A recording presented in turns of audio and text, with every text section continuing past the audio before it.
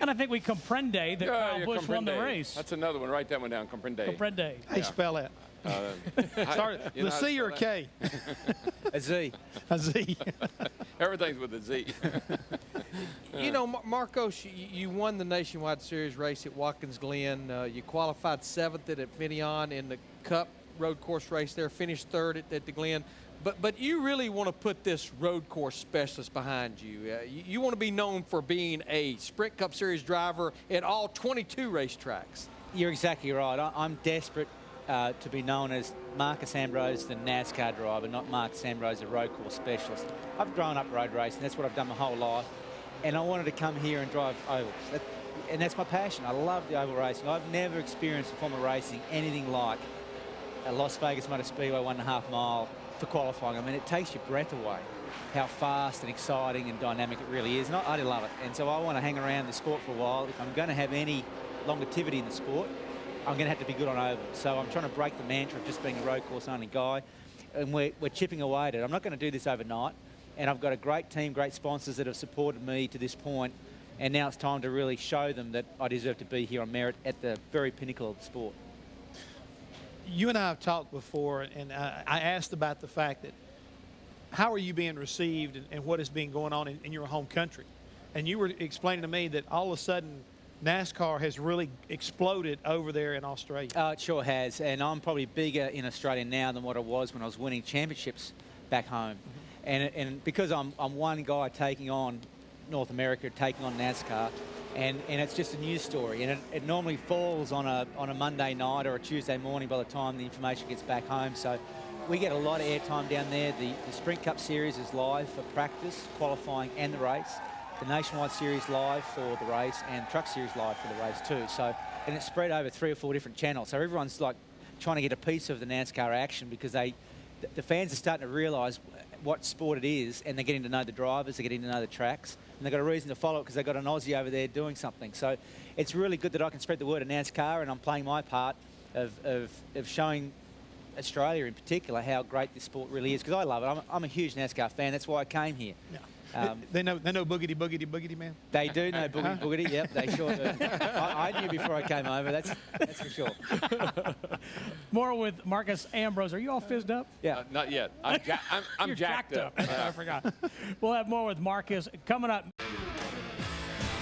NASCAR Race Day, built by the Home Depot, gets things kicked off here on race morning. That's 11:30 Eastern. John Roberts, Jimmy Spencer, Kenny Wallace, Wendy Venturini, and Hermie Sadler get you fired up for Sunday's race. And we're back now with Marcus Ambrose. Marcus, we talked in February at the little gym there in Daytona in the driver-owner lot, and I hadn't, of course, I've been reading about the fire tragedy in Australia in the outback, but you were explaining just how the indigenous vegetation and how quickly the fire moved, it just how badly people were devastated by that. Yeah, it's been a real disaster for Australia, the worst on record.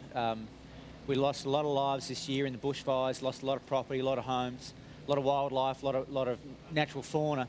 Australians live with bushfires. It's a way of life for us. I mean, we just accept that our country is very dry and then bushfires are prevalent.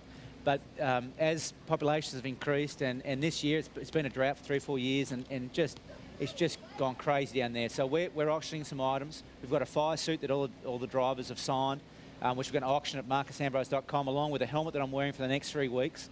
And we're going to auction those items for a Country Fire Authority brigade in Yarra Glen, which is a town back in Victoria, Australia, who lost a fire truck, and we're going to try and raise some money to buy them a new fire truck. So you can go to marcusambrose.com to either make a small donation or bid for one of the 2 auction items we've got. The helmet's already up to about 8,500 Australian dollars. So we're a fair way towards raising the money for them, and it's exciting that we can raise some awareness and hopefully raise some funds to help everybody out down there. I got a question for you, but first, this show is throwing me a curve. What was that word you used? Indigenous. Indigenous. That means in that area. Oh, just to that local area. Yeah, unique to that area.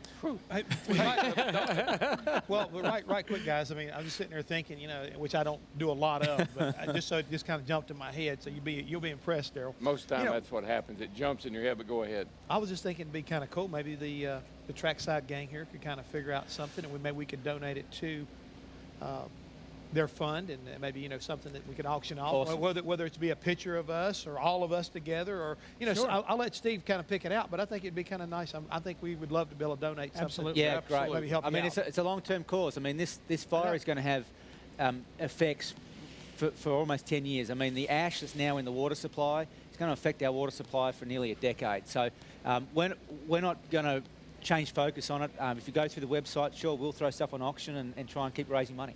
Now, you said that people down there, they understand boogity, boogity, boogity. You're They okay do. with that? I actually, I bought your book down in Australia and read it before I came to NASCAR. Did you really? Yeah. That was helpful. Yeah. Wasn't it? That was Well, we'll stop right there. No, but I want to ask you something. Do you know what a digger is? Because, you know, we have digger. I've seen Digger, and I've tried to run over him many times. I think. But in Australia, someone told me this, and I'm not sure, you have to help me out here, but a digger in Australia is a very loyal or a very respected person. Yeah. Thank you very much. Well, the term digger came from the First World War. Right. And when the Australian troops went over, and my family was part of that, we went to Europe and helped England, you know, defend itself, and the battles of World War I were done in trenches. So the Australians went over there, and we didn't have any equipment, so they just started digging trenches. And so the soldiers in the First World War were referred to as the diggers. Yeah.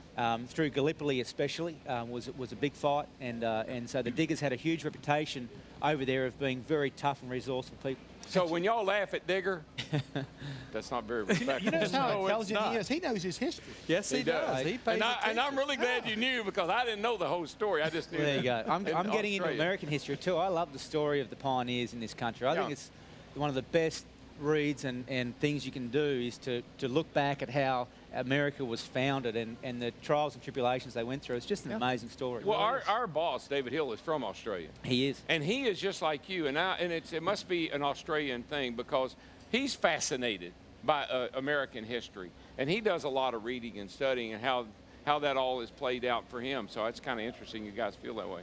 Oh, by the way, thanks for being a good sport. I've mispronounced his hometown for 3 years. What is it?